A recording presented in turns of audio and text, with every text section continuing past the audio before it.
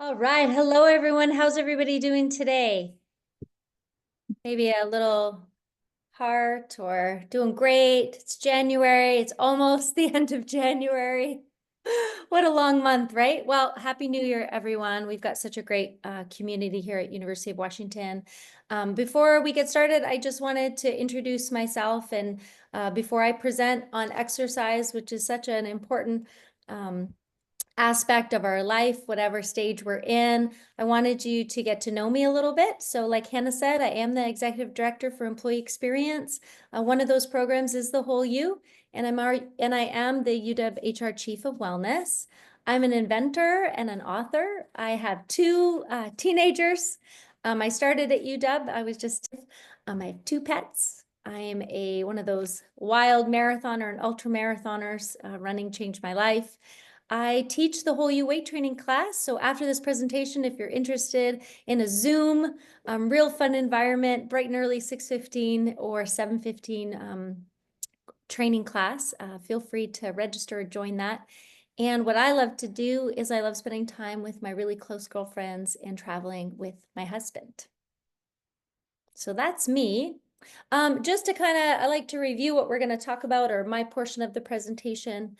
First, we're going to talk about the benefits. It's always a friendly reminder and some inspiration on why we should move our bodies.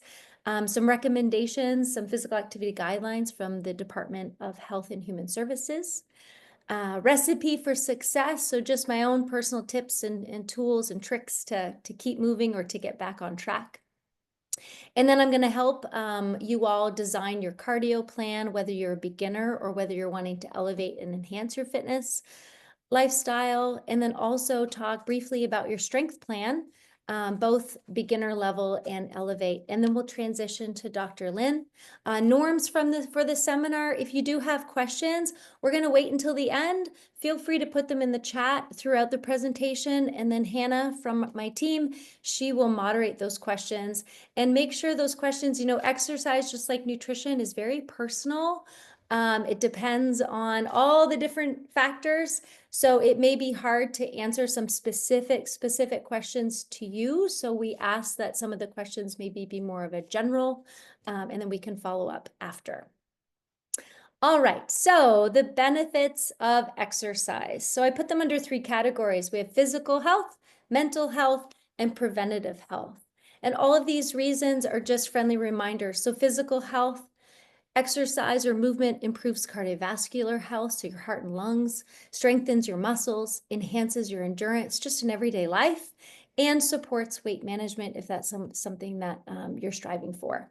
Mental health, exercise can help reduce stress, improve your mood, boost your energy, promote better sleep, and possibly decrease symptoms of anxiety and depression, or help with that. Preventative health, exercise can lower the risk of chronic disease like diabetes, heart disease, and osteoporosis. Next slide. So longevity secrets. These are fun. So exercise, movement, it improves energy. Well, it fuels your body and brain for daily activity and physical performance.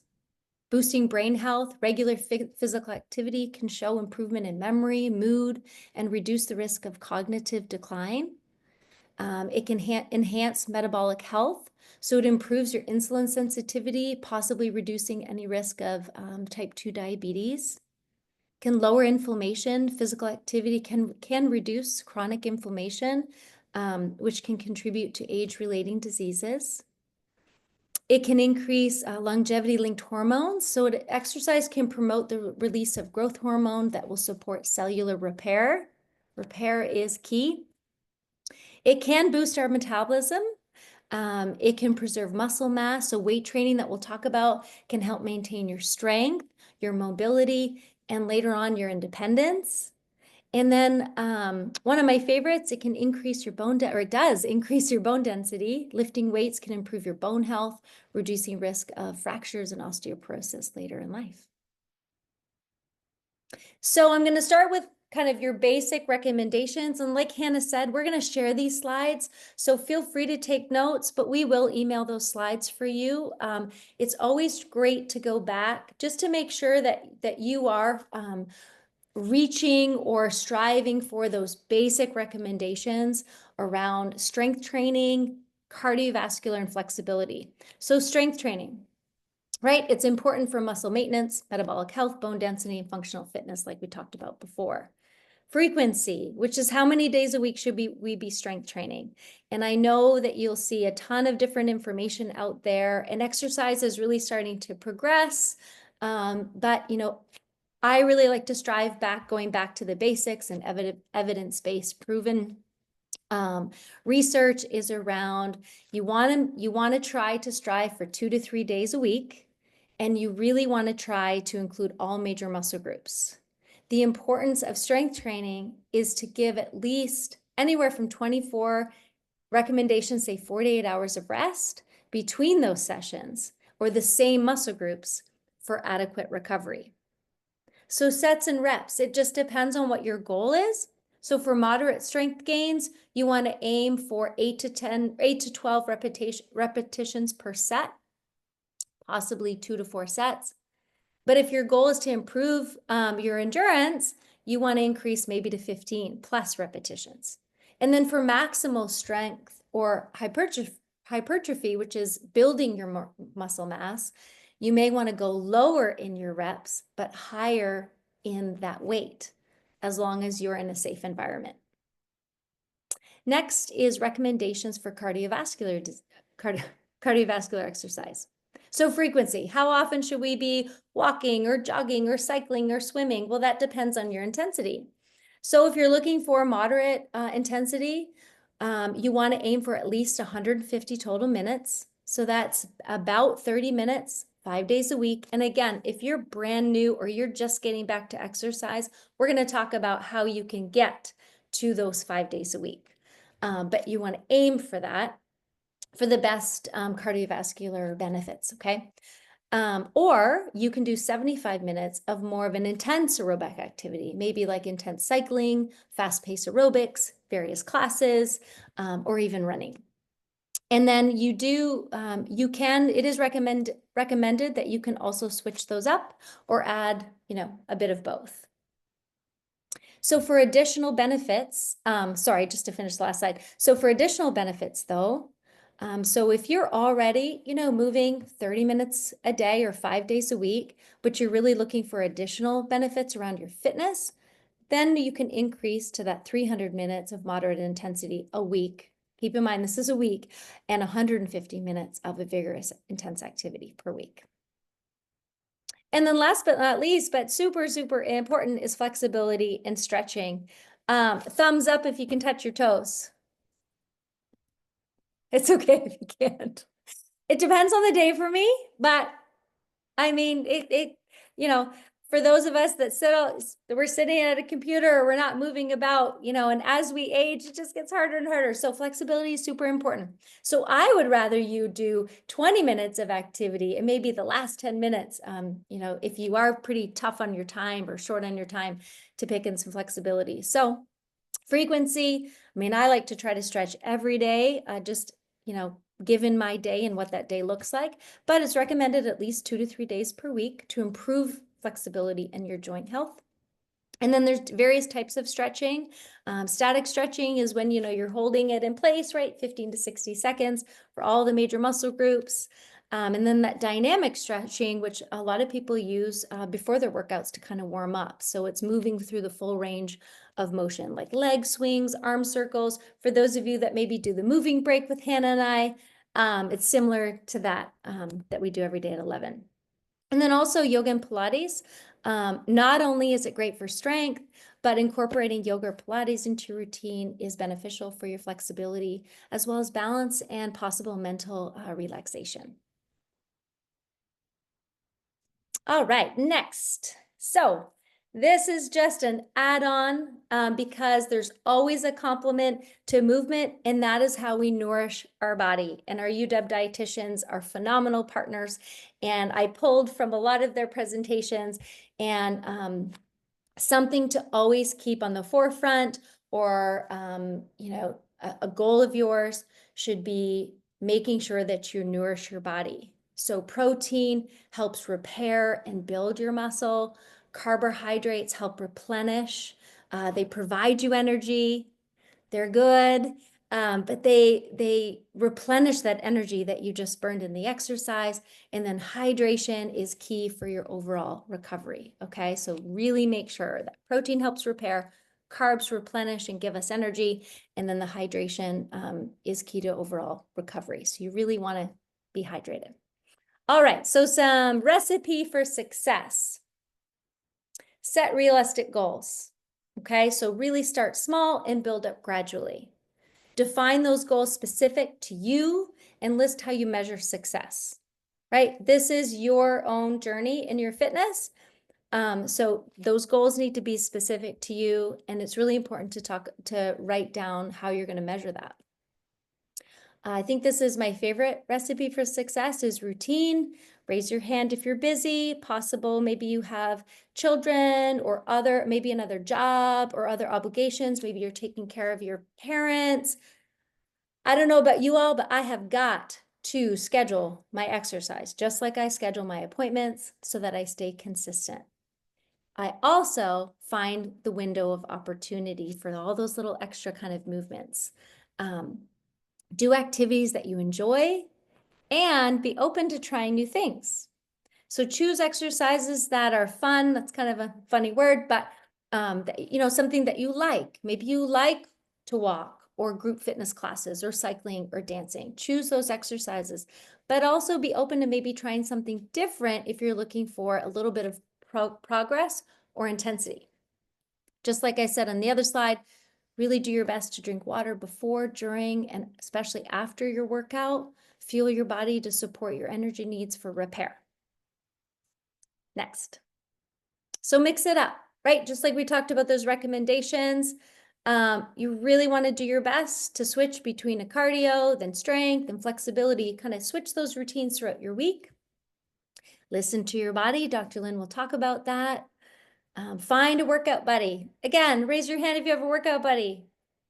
Maybe it's like a friend that you're catching up or a colleague or, someone that you only see them right when you exercise. So find that workout buddy. It can really boost accountability, even if they're not physically working out with you, but maybe it's something, either you're connecting on social media or through your phone and text or somebody that lives in a different state.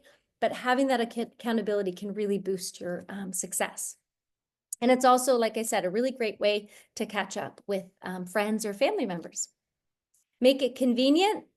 Choose, if you decide to join a gym, choose a gym possibly close to work or home. Maybe your window of opportunity is working out during your kids' sports trainings. That's usually my window. Or create space in your own home. And always keep your gym clothes and gear in handy. I'm sure you've heard this a million times, but I promise you it works. I always have a gym bag full of my exercise gear.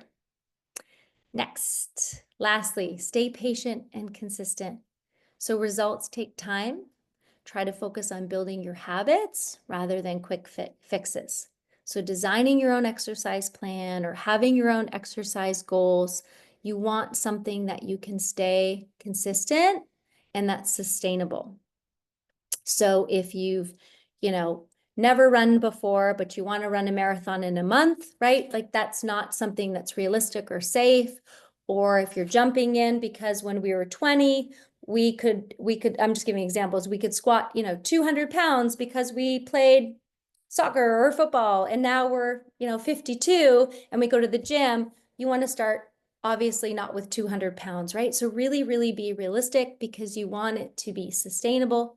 You also want to be able to walk the next day. I see a ton of clients that work out so hard that because they think feeling sore is like progress, right? And feeling a little sore is great, but you want something that's manageable so that you can continue to keep moving.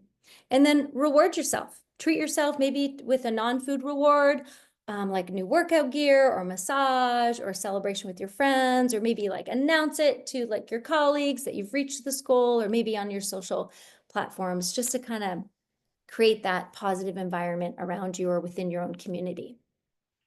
All right. Are we all ready to design our own plan? So some of you, right, we've got 83 people. This is great. Some of you are maybe avid exercisers and you're joining in because you want to prevent injury or you are wanting to elevate your fitness. Others know it's important, but maybe haven't been consistent for a while and joined this seminar to maybe learn like, okay, how do I get back into this, right? It's been years, it's been months. I don't know where to start. So we've got two things. So we've got our beginners or our get back on track folks, and then we've got our elevate our fitness folks. So grab a piece of paper, a pen, or maybe like switch your screen to a Word document. You don't have to do this, but you can always do this on your own. But two things. So beginners and get on back on track. List 2 cardio exercises that you enjoy. Just put them down there. If you are already exercising, tell us what cardio you're doing now 3 to 4 days a week. So write that out. Like I run or I'm walking or I'm, cycling or I use the elliptical. So what are those cardio exercises that you enjoy or that you're currently doing? Next, the beginners are back on track. We need one more day, right? So what cardio exercise are you interested in trying? Is it a dance class? Do you want to do the class pass? Do you want to join a gym? Swim? And then the Elevate group, the only way in the Elevate group, I'm defining you all as you want to get better or you want to increase your fitness or you have specific goals to take your exercise fitness level from here to here. And if you've been kind of doing the same thing, the only way to increase our fitness is to increase that intensity or duration or amount amount of work that we do. And there's only so many days in the week, right? So I like to focus on the intensity or the duration. So in your cardio, I challenge you to add 1 day of an interval type training where you work really hard for a minute and then you work easy for a minute. So if you're a runner, you would run for a minute, walk for a minute, or run hard for a minute, run easy for a minute. If you're someone who has an elliptical or a rower, same thing. You would row hard, row easy. Bike hard, bike easy. Or you can do a longer type of interval, but fewer repetitions. So you'd run for 3 minutes, but you'd only do 5 to 8 repetitions. That makes sense? Okay, so you're wanting to, if you're an avid exerciser, but again, you're wanting to elevate that, I challenge you to add 1 interval day. All right, nope, so we're still in cardio. So next, for our beginners, now I challenge you to write down, and again, writing things down really, really helps just kind of map out your plan. And I'm happy at any point if anybody, people will Zoom me or Teams me. Hey, do you have 10 minutes? I just want to look at my plan. I'm happy to do that for our UW community. Or you could, come to some of our whole U activities. But so beginners, I would like you to look at February and I want you to write down what 3 days can you carve out about 20 to 45 minutes to do these activities that you listed above. So your 2 cardio days and maybe your 1 that you want to try. What days of the week? Is it Monday, Wednesday, Friday? Are you a weekend warrior because of your work schedule, right? Or your shift work? Maybe you work nights, so there's no way because you got to get your sleep the next day, right? So choose those 3 days for your cardio. And then my Elevate group, choose another day to add hills or resistance. So hills or resistance, hills if you're a walker or a runner, or incline on the treadmill, or a day that you do an exercise with resistance, right? So if you're cycling or you're on the elliptical trainer or one of those machines in the gym or rowing, there's always kind of a dial, right, that you can increase the resistance. So one other day, you're going to want to do that for an even longer period of time, right? So 5 minutes, 10 minutes, 15 minutes. And then my last tip in designing your own cardio plan, the beginners out there are getting back on track. I challenge you to, on top of the days that you're planned exercise, I challenge you to incorporate 10 to 15-minute breaks of movement throughout your day. And write down, what does that look like? So if Monday, Wednesday, Friday are your cardio days, right? So 2 of those days are the things you enjoy, and 1 is something new that you're gonna try. So maybe Tuesday, Thursday are your days that you're like, you know what? Every day at 11, I'm gonna do the whole U moving break. Or before I go home, so if I finish my day at 5, before I go home, I'm gonna do a 15-minute walk around the hospital or the campus or wherever you're working. And then I'm gonna get in my car and then I'm gonna go home. So I challenge the beginners to add 2 more times, maybe 3, of movement throughout your week. And that's just the month of February. And once you get consistent and feel those benefits of your mood increasing, maybe you feel some physical benefits to it, then you can kind of add on to that. So your 20 minutes of cardio 3 days a week turns into 30, maybe 40, right? And then the Elevate Your Fitness, your other two days can be light, right? You need to recover. You can't always do intervals. You can't do 3 days of interval training because you'll get hurt. Some of you will get hurt or you get burnt out. So it's not sustainable. So your other 2 days should be light. Light activity may be longer and maybe lower impact, and some active rest. All right, now we can go to the next slide. I know it's a lot of information to kind of pile into, like, to cardiovascular. All right, so the fun stuff. I love this part, the strength plan. So now you have your cardio. Now we need to think about your strength training. So beginner strength, I recommend body weight exercises or lightweight exercises machines. So 3 sets of 8 to 15 repetitions. You can do all the exercises up front, or you can do 3 sets of push-ups, right? Then 3 sets of squats, then 3 sets of example, or you can do the whole cycle. 2 to 3 days a week. Really make sure you give yourself a full day in between if you're doing a full body. And then again, definitely consume nourishment within 45 minutes for repair and for muscle growth. And then to build muscle or more muscle, right? If you're really looking into increasing your strength, definitely weight training, whether it's free weights, some people use like the bars, right? And then the machines. So this is where you get into higher, heavier weight and lower repetitions. So 3 to 4 sets of 6 to 8 repetitions. And how you know, I always get asked this in the class, how do I know if it's a heavy weight? You know it's a heavy weight when your last 2 reps feel pretty hard. And you also want to make sure that you increase your rest between those sets. So if you're someone, again, that wants to do heavy weight and low repetitions, you want plenty of rest in between. If you're someone that is more into the high reps, low weight, you don't need as much rest in between.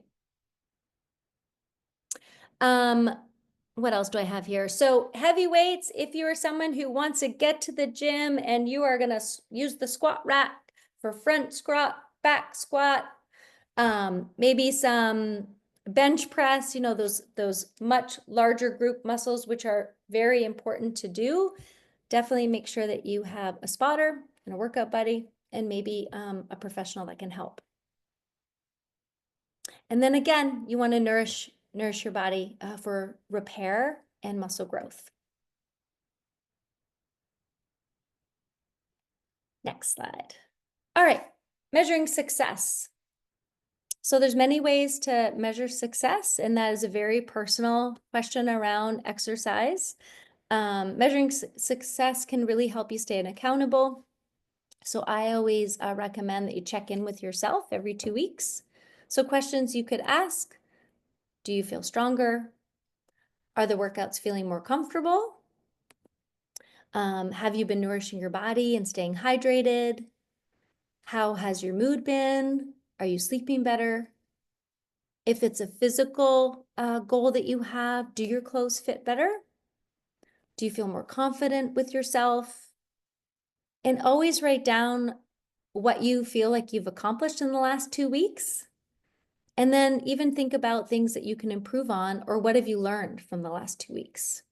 So staying consistent can be really difficult. And I think, once you get on that habit consistency, I think it's really important to celebrate those wins. All right, I'm gonna pass the baton. I've got my UW track shirt on.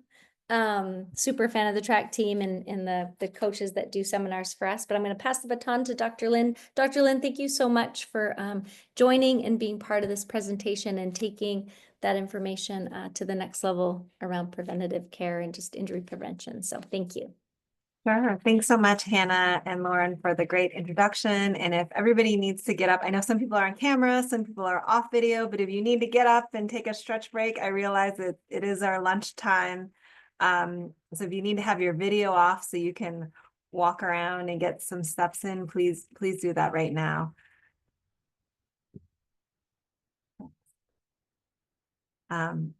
So I'm Dr. Lynn. I'm a clinical professor of sports and spine medicine at the University of Washington. I'm also director of clinical innovation for the Sports Institute. I have no financial disclosures with what's being presented today. And as mentioned, I also work very closely with the Sports Institute, which is a resource that we have here. The Sports Institute is located at UW Medicine, and its mission is to expand participation and safety in sports and physical activity. We have projects that focus on innovation, education, advocacy, and research in all of these areas.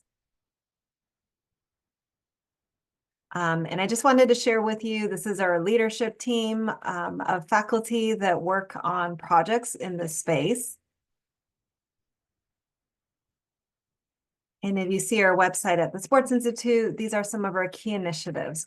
So Exercise RX is one of the projects that I lead, and it's very well aligned with what we're talking about today, because Exercise RX is focused on how do we make movement more accessible for everybody, for all our patients, no matter their ability level or their age.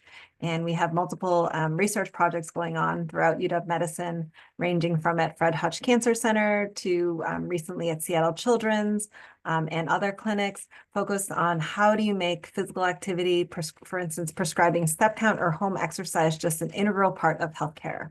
And some of the other projects that we have through the Sports Institute at UW Medicine include Mentally Strong, which is focused on mental strength and resilience in youth athletes. The Game Plan, which is focused on teaching emergency response to concussion and spinal injuries through these free online video series, concussion initiatives, and then also Husky Fellowship, which is a special program for student athletes on campus to get involved in these sports medicine projects. So just to tag on to what Lauren has presented on already, she's given a great overview of really like what are the menus of types of activities, from strength to flexibility to aerobic, that we should try to engage in at some point during the week so we can keep up our fitness. So I'm going to just focus on answering a few common questions that we get about exercise and workouts. So one of the questions that came up is, how can I increase my workouts or start a new activity or sport without overdoing it and getting injured? And so really the key to that is to have variety in your exercise routine. So oftentimes that means to not do the same thing every single day, right? So the more variety you have, the less likely you're going to kind of overdo it doing the same exercise. And this is really important even for our youth athletes. I take care of a lot of young athletes, and these days a lot of them are doing, by the age of 7, soccer, like 10 hours a week, right? But it's really important for both youth and for us as adults to have variety to their exercise routine, because that's an important way to not overdo it and risk injuries. I think for any new sport that you're doing, and I see a lot of people picking up, for instance, pickleball these days, right? And they've never played pickleball before. it's important to kind of have a graded progression or go at it slowly, meaning you're not just going to go from 0 to all of a sudden trying to, be competitive elite level. That's usually when we see injuries, is when people suddenly increase their activity level from their baseline. As Lauren talked about, interval training is really helpful. Certainly there is high intensity intervals, which is one thing where you're going from really high intense activity for a few minutes and then getting that rest break in between. But I think of intervals as even a way to get back into exercise. So for instance, if you haven't been jogging a lot for a while, sometimes it's helpful to do an interval of just walk and then slow jog and test it out and see how your body feels and give it time that day to see how it's feeling later on before you increase the intensity more rapidly. And lastly, I think the most important thing is listen to your body. I mean, your body's going to tell you if your back starts hurting even more while you're doing, heavy weightlifting, you need to respect your body and listen to it and know when it's time to slow down or just cut back the weights some.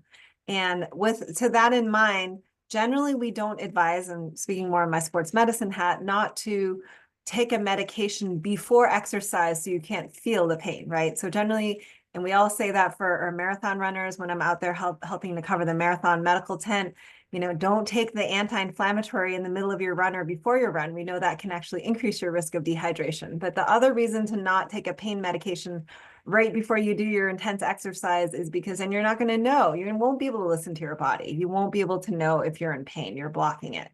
Granted, there are certain situations, let's say if you have a chronic joint condition or some other condition where maybe with discussion of your physician, you've decided, okay, I'm going to take a little bit of something so I can get out there and move, so I can start losing weight, so I can, improve other, other aspects of my health. But that really should be in consultation with your physician.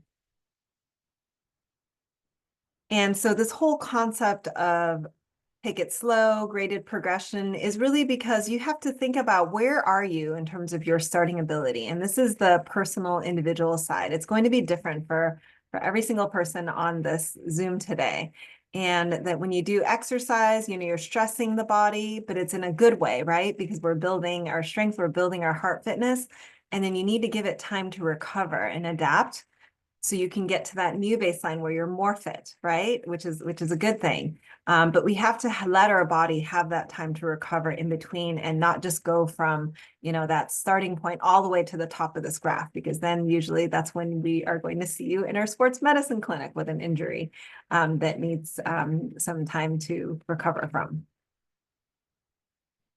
And so this would be an example for walking. Let's say you're making it your New Year's resolution. Okay, I'm working all day. I'm actually going to, starting now, take 20 minutes of my lunch break and start taking a walk on campus or, outside my home. And so if you haven't been walking regularly, you don't need to hit that 10,000 steps a day right away, right? Even now, most of the guidelines recommend and have found through research that even if you can get at least 7,500 steps, and that's what I aim for even on my really busy work days, to try to hit that minimum, because we know that there's good heart health benefits of getting at least 7,000 to 8,000 steps a day. You don't have to hit 10,000, although obviously 10,000 is better. But you can start easy with just slow walking. It could even be a 15-minute break, right? So you start where your baseline is, and then, as Lauren said, you just build up incrementally. You can either increment it by time, like adding on time, but let's say you're pressed for time because of your work, that you could actually start just increasing the intensity a little bit, right? So you only still have that 15 minutes, but you just kind of pick up the pace a bit. All right, so what are some common signs of overuse injuries and how can I avoid them?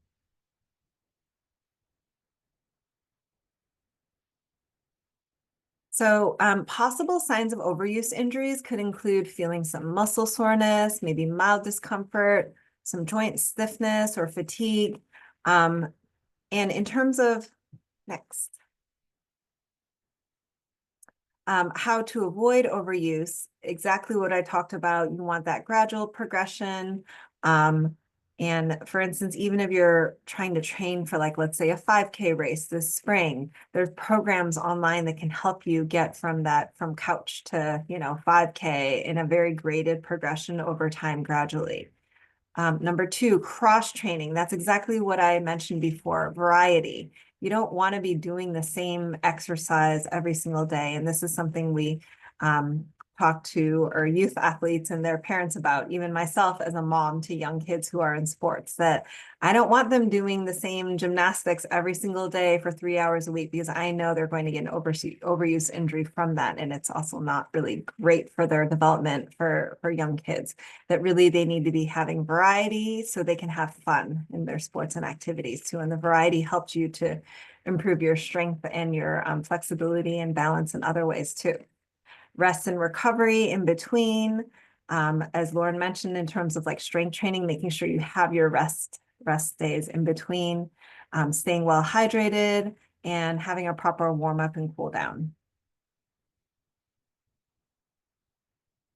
So how can I tell the difference between normal muscle soreness and an actual muscle injury that I need to be concerned about?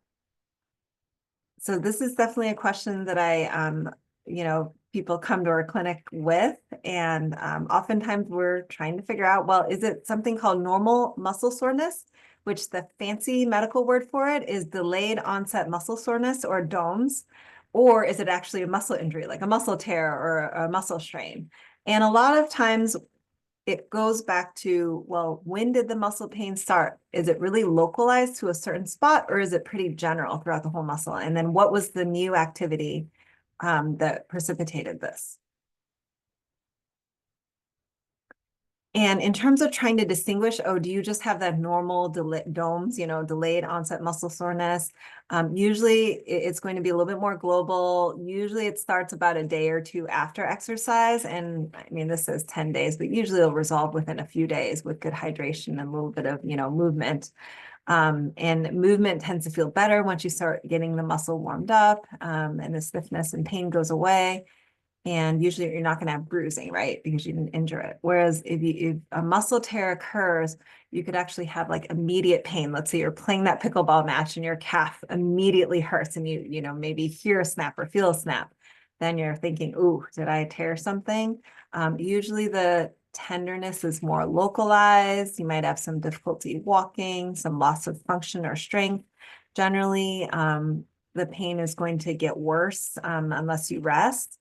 And movement actually makes it hurt more, right? So whereas if it's just delayed onset muscle soreness, once you kind of get over that stiffness, soreness, and move through it, it feels better. If you have a tear, movement tends to make it worse, and you might have bruising depending on the severity of injury. And certainly if you're thinking you have a muscle tear, come see one of us in sports medicine. We can help guide you, but usually, depending on severity, rest is advised. So again, this is just a picture of delayed onset muscle soreness. So again, that's just normal muscle soreness that we get after doing a new workout. You tend to feel it after doing a new workout that involves what we call eccentric, which is just like stretching of the muscles. So for instance, that would be like, for instance, running downhill or walking downhill on a steep hike, going downstairs, right? Or doing weight training. That's usually when you're going to feel this kind of new muscle soreness, is a new exercise that your body hasn't been doing regularly.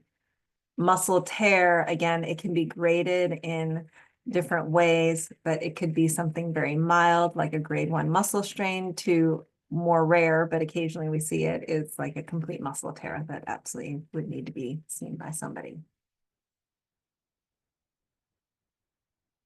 How do I adapt my exercise routine as I age to maintain health and fitness? So it's so important as we get older that we stay active and find ways to stay active, because there's a lot of benefits to exercise overall. So it's good for our heart health. It burns calories. Maintaining muscle mass is so important for our health, and also for slowing down bone aging, and also improving our cognitive and brain function.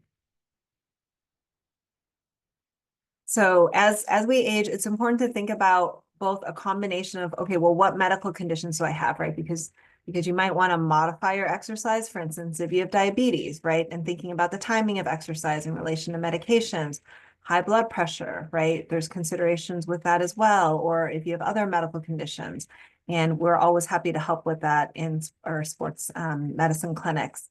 And you want to take into account, most importantly, just like what's your baseline level of fitness? What is your baseline level of activity? And then build up from there. As we get older, we also want to think about maybe that means you can still play tennis, but maybe that means shifting, when you're in it's going to be different for every person, but at some point shifting from singles tennis maybe to doubles tennis, or like sort of decreasing the intensity or duration of the exercise. And also considering to reduce activities that are at higher fall or severe injury risk. So it's important to think of ways to continue improving heart health, balance and coordination, and then incorporating flexibility. Okay, so what are some exercises recommended for somebody who uses assistive mobility device?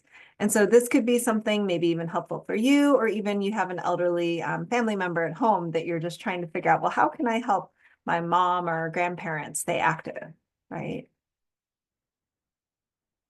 And so there's a lot of different options on how to stay active and continue moving. I really love the Sit and Be Fit series. It's a free online YouTube video, and it's run by a nurse.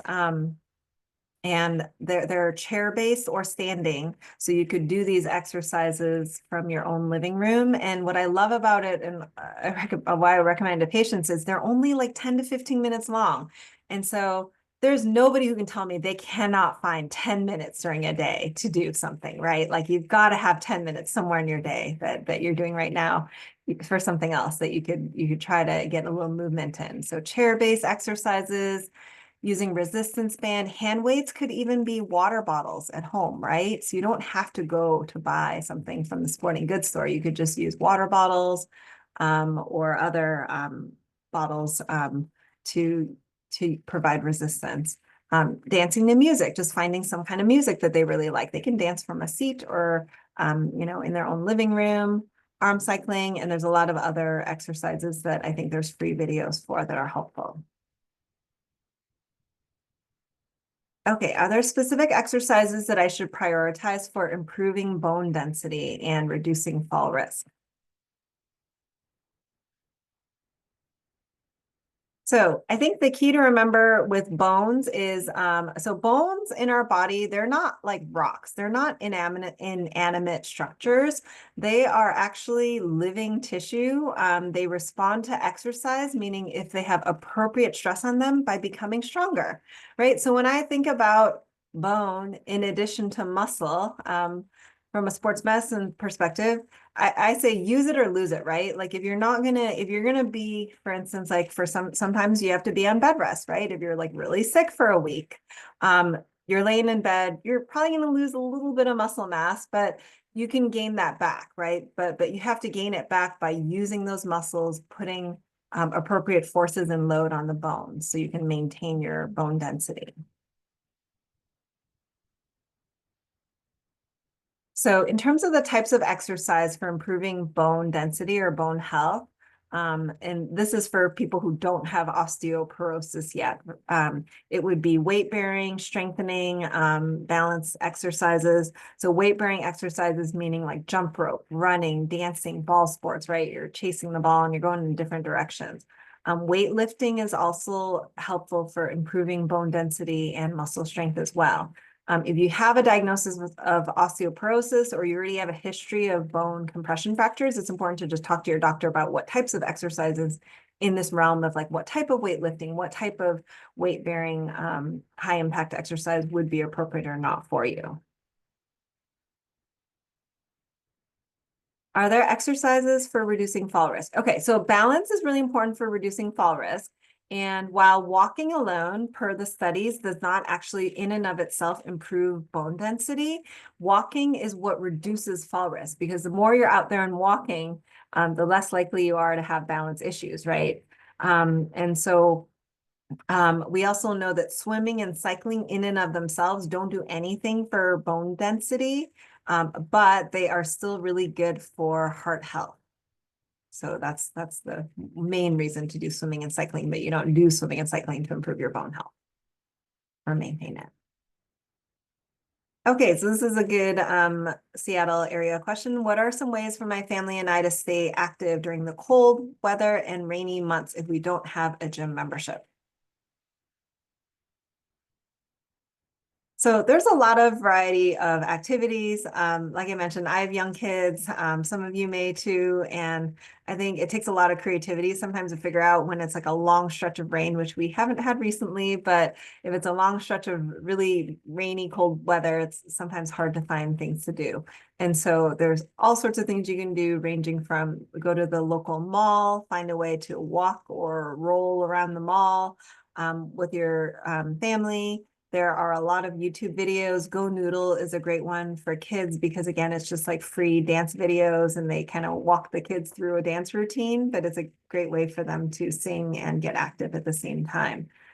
House chore competitions. I don't know. I've tried that and it just doesn't work. Nobody wants to do house chores as their way to stay active in my household, but maybe with enough bribery that will work. Or you can set up an indoor obstacle course. We've done that too with toilet paper rolls and paper towel rolls. And then we make our dog jump over it and the kids jump over the obstacle course too. So you just have to get a little bit creative, but there's ways during those cold, wet months to find ways to stay active. Through the Sports Institute, we also have some resources on our website, which I'll show on the last slide, which include free online exercise classes and videos that are curated by our team. So in terms of sports medicine care, so I mean, probably closest to main campus is the Sports Medicine Center at Husky Stadium, which is located in the basement below the sports stadium. It's a huge space. We have orthopedic surgeons, sports medicine physicians, physical therapists, radiologists there. So you can definitely come see us there if you have any questions. I think the next slide has the contact information for that clinic.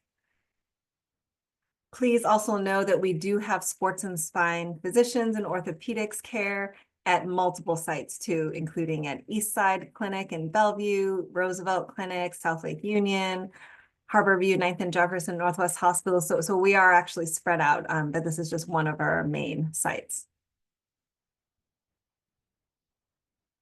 And feel free to reach out to us with any questions. Thank you. All right, looks like we have about 12 minutes. There's some questions in the chat, or you're welcome to add more questions in the chat.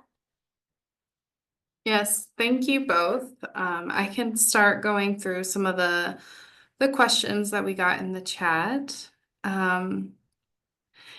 Someone had asked Dr. Cindy if you could talk about tendon care. Yeah, what around tendon care would be helpful? Just I don't know, Ruthie, if you want to speak up, but it was very generic. Can you talk about tendon care? Is there prevention? Do you treat it differently than a muscle tear? How do you tell when to ignore it and just work through it? That's a great question, right? So the question's about tendon care. When do you treat it, or when do you ignore it, or when is it a problem? So like, let's just say, for example, Achilles tendon, right? That's like a common source of back of the ankle pain. And it really depends on, first of all, like what's the cause of it? Did it just happen suddenly? Were you doing a sporting event or sporting and then it happened, or has it been just like more chronic? Because we do treat them differently depending on it and depending on the severity, whether it's affecting somebody's ability to walk or if it's affecting their like running or other participation, we also tailor the treatment to that as well. But there are a variety of treatment for tendon disorders now. Awesome, thank you. And Lauren, the next one is, how many minutes are needed in between sets?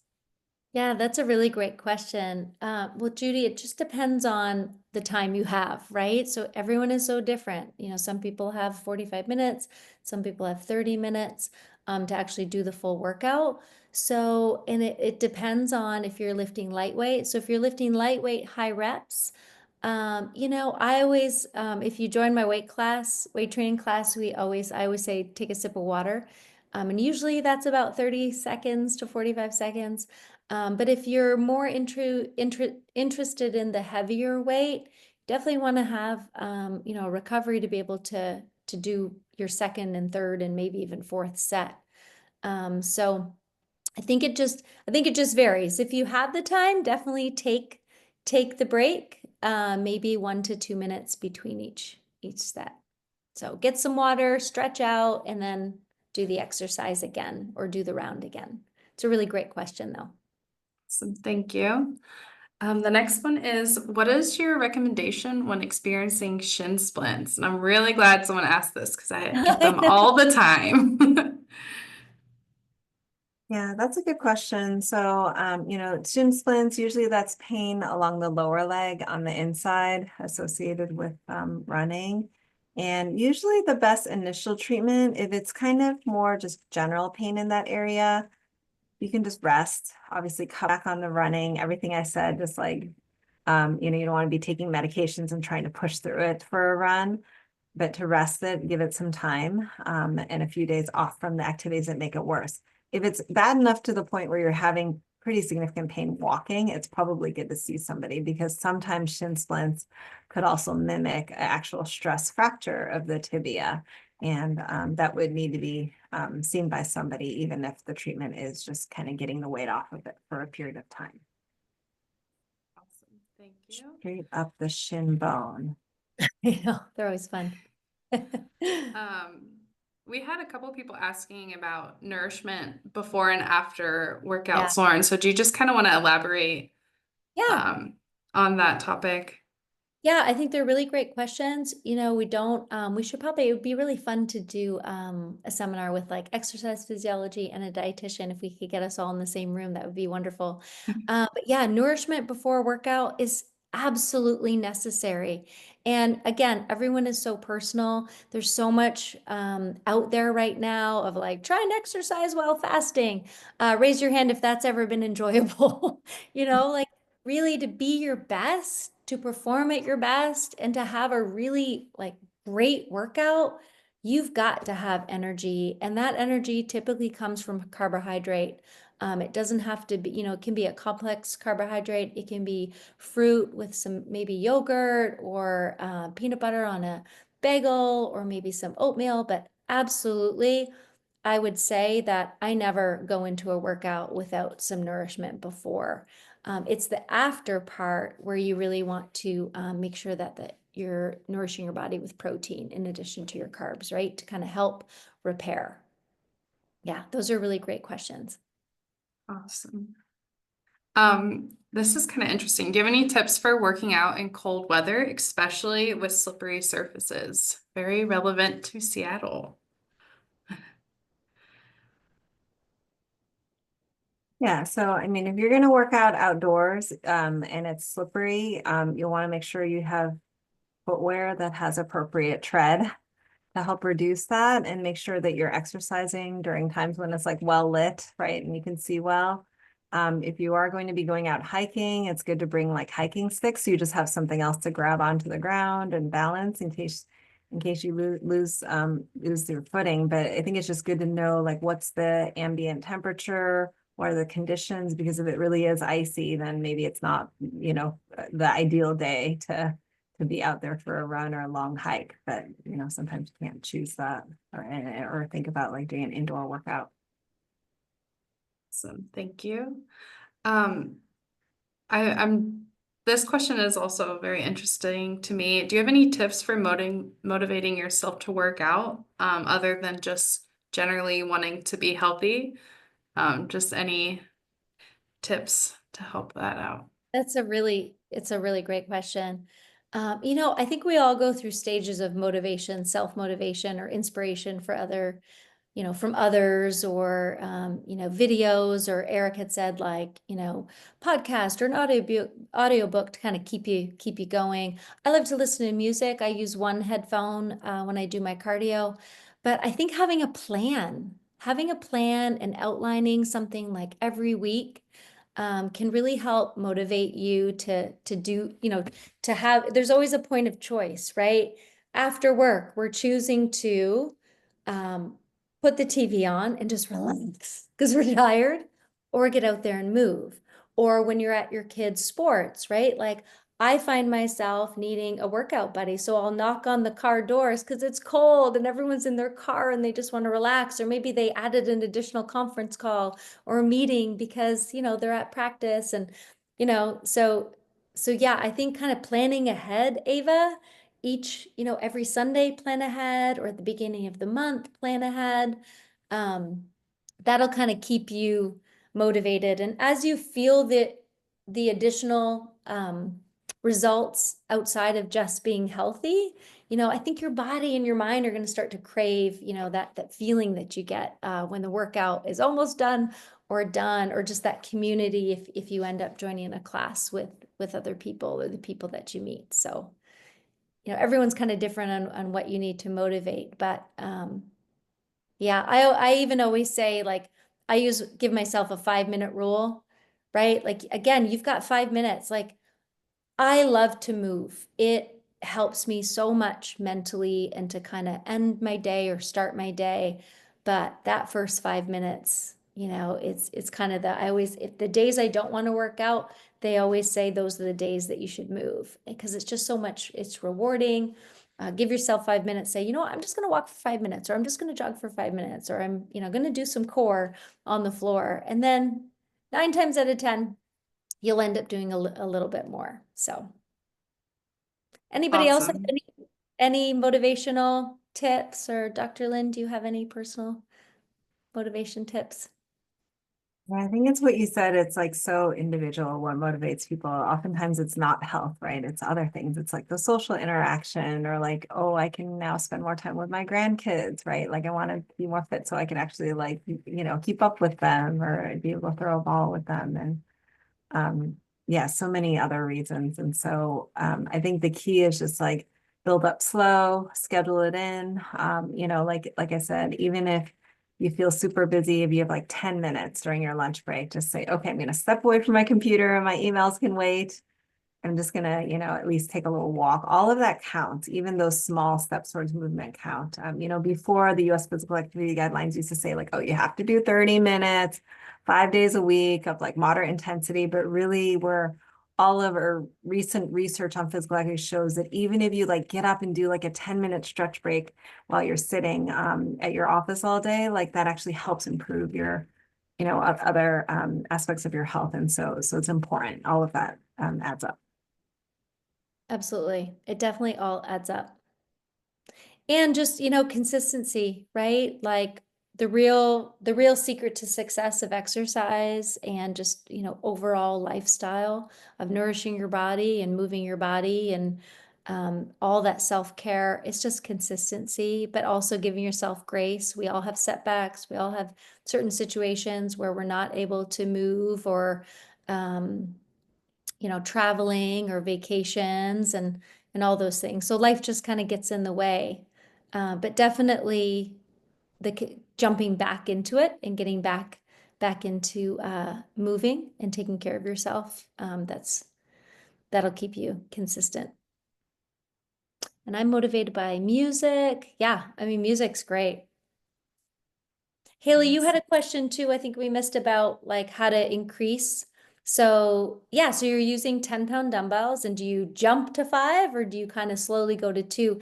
It depends on if you're working upper body or lower body.